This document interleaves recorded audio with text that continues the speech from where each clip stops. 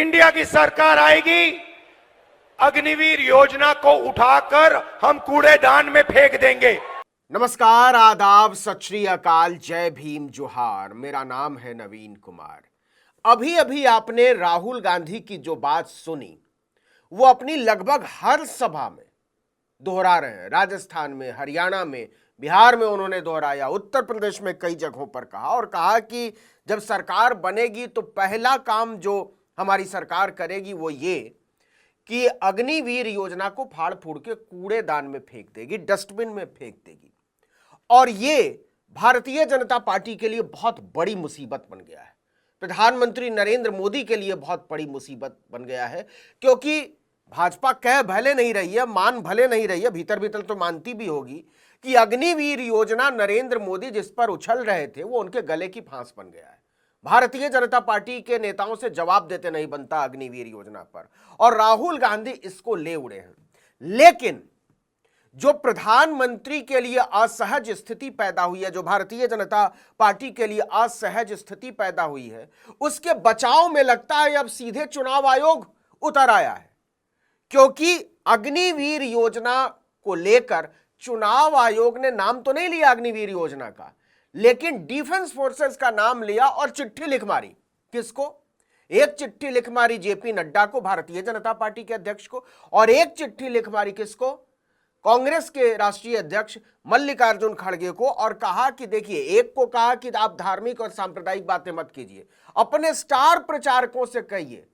अब कौन है भाजपा का सबसे बड़ा स्टार प्रचारक?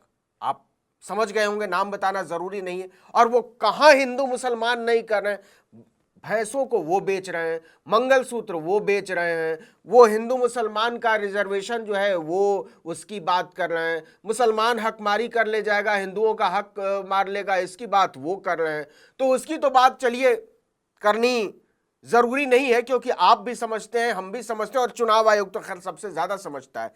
लेकिन जो चिट्ठी मल्लिकार्जुन खड़गे को लिखी है वो बड़ी गौर करने वाली बात है, क्योंकि मल्लिकार्जुन खड़गे को जो चिट्ठी लिखी है उसमें यह लिखा है कि रक्षा बलों का राजनीतिकरण ना करें। और बड़ी मजेदार बात लिखी है इस चिट्ठी में, आपको समझना चाहिए और देखना चाहिए कि उस चिट्ठी में क्या कहा है।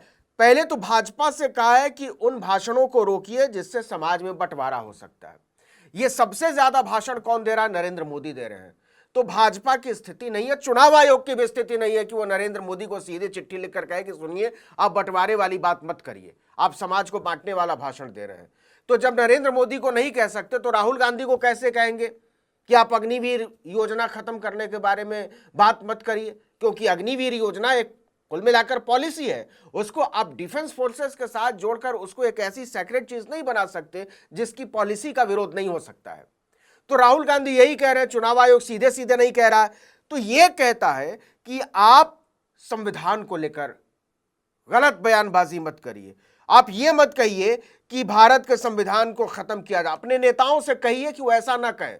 जो मल्लिकार्जुन खड़गे कांग्रेस अध्यक्ष को चिट्ठी लिखी है कि आप अपने स्टार प्रचारकों से कहिए कि वो संविधान को खत्म करने की बात ना करें, वो आरक्षण को खत्म करने की बात ना करें, वो डिफेंस फोर्सेस का राजनीतिकरण ना करें।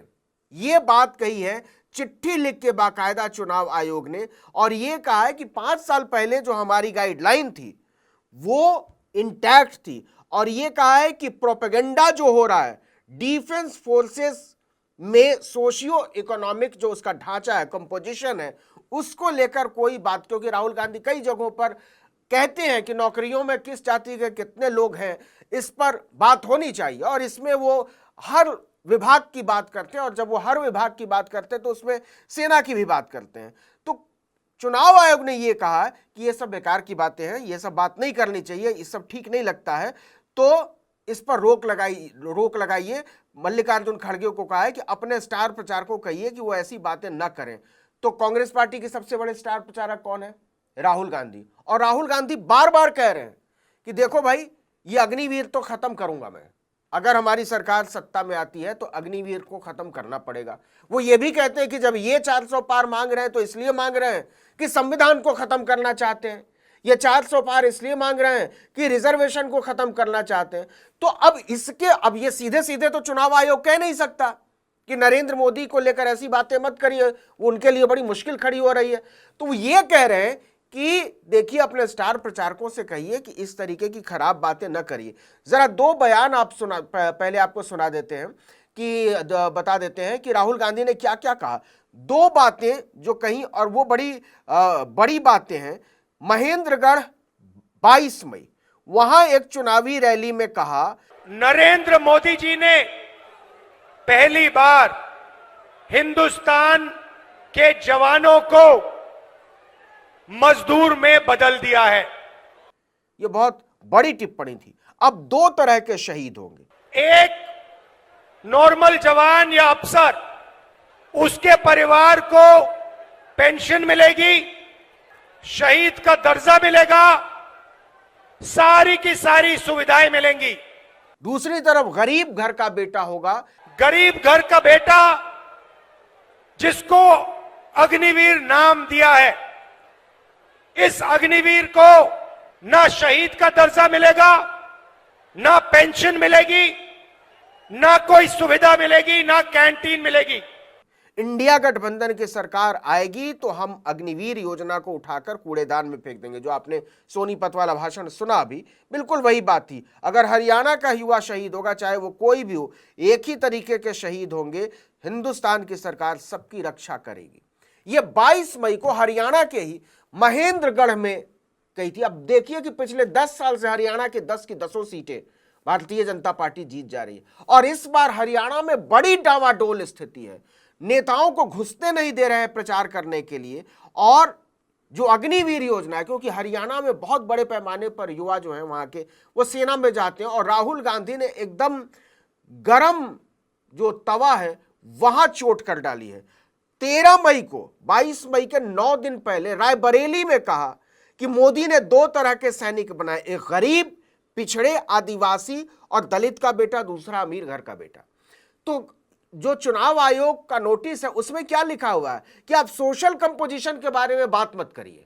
जो मल्लिकार्जुन खड़गे को चिट्ठी लिखी है कि सेना में गरीब अमीर है, सेना में ऊंची जात नीची जात, सेना में ओबीसी सवर्ण, आदिवासी, दलित, इसकी बात मत करिए। सेना में दो तरह के कर्मचारी और सैनिक, इसकी बात मत करिए। अमीर गरीब की बात मत करिए।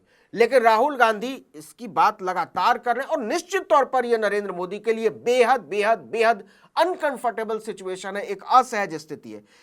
14 मई को क्या हुआ कि एस जयशंकर भाजपा के डेलीगेशन के साथ पहुंच जाते हैं चुनाव आयोग। एस जयशंकर को आप जानते हैं ना, विदेश मंत्री, बहुत भारी वाले विदेश मंत्री है।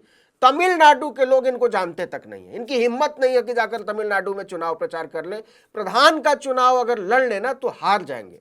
ऐसे वाले एस जयशंकर पहुंच गए चुनाव आयोग कांग्रेस पार्टी की शिकायत करने के लिए और वहां जाकर क्या कहा कि यह सैनिकों पर हमला है। मतलब गरीब लोगों को शहीद का दर्जा मिले, गरीब लोगों को शहीद होने पर पेंशन मिले, गरीब सैनिकों को जो है सुविधाएं मिले और पक्की नौकरी मिले। एस जयशंकर कहते हैं कि यह सेना पर हमला है, यह सैनिकों का मनोबल गिराने जैसा। उन्होंने कहा कि कांग्रेस इसे विवाद का मुद्दा बनाना चाहती है। विवाद का मुद्दा तो जिस दिन अग्निवीर योजना ले आए थे नरेंद्र मोदी, उसी दिन से विवाद का मुद्दा है। पता नहीं एस जयशंकर किस दुनिया में रहते हैं। और मतलब ये कहने की बात नहीं है, लेकिन ये बात सच है कि भारत की जमीनी हकीकत की एस जयशंकर को सिरे से कोई हवा नहीं है, कुछ पता नहीं है। वो अखबार पढ़ते हैं और उससे अंदाजा लगाते हैं कि भारत में क्या हो रहा है, जमीनी हालात के बारे में उनको कुछ पता नहीं। वो उन्होंने जाकर कहा चुनाव आयोग के सामने कि ये चुनाव का मामला नहीं है, ये राष्ट्रीय सुरक्षा का मामला है। लीजिए भैया, अग्निवीर योजना, उसकी आलोचना, और हम अग्निवीर के नाम पर जो आप 4 साल, मतलब 18 साल में अपॉइंटमेंट और 22 साल में रिटायरमेंट, मतलब मेंबर नरेंद्र मोदी 5 साल प्रधानमंत्री रहने के बाद कह रहे हैं 5 साल और दो, और अग्निवीर कहते हैं कि आ जाओ और 4 साल बाद चले जाओ, और बीच में अगर मौत हो जाए तो शहीद का दर्जा नहीं, पेंशन नहीं, कुछ नहीं। तो नरेंद्र मोदी को तो 15 साल प्रधानमंत्री रहना है 70 पार होने के बाद। तो और दूसरी तरफ आप 18 साल के नौजवान को कहते हैं कि 22 साल में रिटायर हो। लेकिन ये सब एस जयशंकर के समझ की बाहर की बात है। उनके पास इतनी संवेदनशीलता नहीं है, वो इतने सेंसिबल नहीं है और इतने सेंसिटिव भी नहीं है कि वो इन सब छोटी इतनी बातों को जो है वो इतना छोटा बना दे। वो इतने समझदार नहीं लगते हैं एस जयशंकर कि समझें कि 18 साल के बच्चे को 22 साल में रिटायर कर देने का मतलब क्या होता है और उसके बाद सड़क पर उठाकर फेंक देने का मामला क्या होता है। वो कहते हैं ये चुनाव का मामला नहीं है, ये राष्ट्रीय सुरक्षा का मामला है। चीन के खिलाफ देश की सुरक्षा के लिए भारतीय सेना गंभीरता के साथ अपनी पूरी ताकत लगा रही है, लेकिन राहुल गांधी इसको छोड़ने को तैयार नहीं है।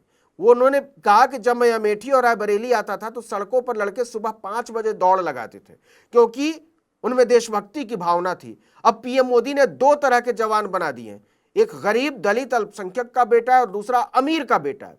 उन्होंने गरीब के बेटों को अग्निवीर नाम दे दिया। अब वो उससे कह रहे हैं कि अगर तुम शहीद हो जाओगे तो तुम्हें शहीद का दर्जा नहीं मिलने वाला, पेंशन और कैंटीन की सुविधा भी नहीं मिलेगी। हिंदुस्तान की सेना अग्निवीर के खिलाफ 13 मई को रायबरेली में कहा। इसके बाद से ही 13 मई को राहुल गांधी ने भाषण दिया, 14 मई को विदेश मंत्री पहुंच गए चुनाव आयोग और 22 मई को चुनाव आयोग कहता है कि देखिए सेना में ना सोशल कंपोजिशन के बारे में बात मत करिए। तो क्यों ना माना जाए कि सीधे सीधे चुनाव आयोग नरेंद्र मोदी को बचाने उतर गया, क्योंकि जैसे जैसे चुनाव आगे बढ़ रहा है और आगे क्या अब तो समाप्ति की ओर है, 5 चरण के बाद अब 2 चरण के चुनाव ही बचे हुए हैं और नरेंद्र मोदी की स्थिति बहुत विचित्र होती जा रही है। उन जगहों में राजस्थान जैसी जगह जहां से बड़ी संख्या में नौजवान सेना में भर्ती होते हैं, हरियाणा जहां से बड़ी संख्या में नौजवान सेना में भर्ती होते हैं, बिहार जहां से बड़ी संख्या में नौजवान सेना में भर्ती होते हैं, उत्तराखंड जहां से बड़ी संख्या में, हिमाचल, तो इन राज्यों में लगातार नरेंद्र मोदी की स्थिति खराब होती चली गई और राहुल गांधी ने बेरोजगारी को मुद्दा बना दिया और अग्निवीर को बेरोजगारी से जोड़ दिया। यह स्थिति भारतीय जनता पार्टी के लिए बेहद चिंताजनक स्थिति है। लेकिन चुनाव आयोग है, वो किसी को कुछ भी कह सकता है, किसी को कुछ भी लिख सकता है, लेकिन एक मतदाता के तौर पर, एक नागरिक के तौर पर इस देश के लोग समझ रहे हैं कि किस तरीके से चुनाव आयोग उतर आया है प्रधानमंत्री नरेंद्र मोदी के बचाव में, भारतीय जनता पार्टी के बचाव में और उसकी मुश्किलों को आसान करने में। इस वीडियो में इतना ही, लेकिन अगर आपने आर्टिकल 19 इंडिया को अब तक सब्सक्राइब नहीं किया है तो फौरन कीजिए, बेल आइकॉन दबाइए, घंटी जैसी आकृति लाइक कीजिए और कमेंट करके बताइए हमारा वीडियो आपको कैसा लगा। यूट्यूब पर देख रहे हैं तो हमारे चैनल को सब्सक्राइब कर दीजिए। हमारा ट्विटर हैंडल है article19_India और मेरा ट्विटर हैंडल है नवीन जर्नलिस्ट। नमस्कार।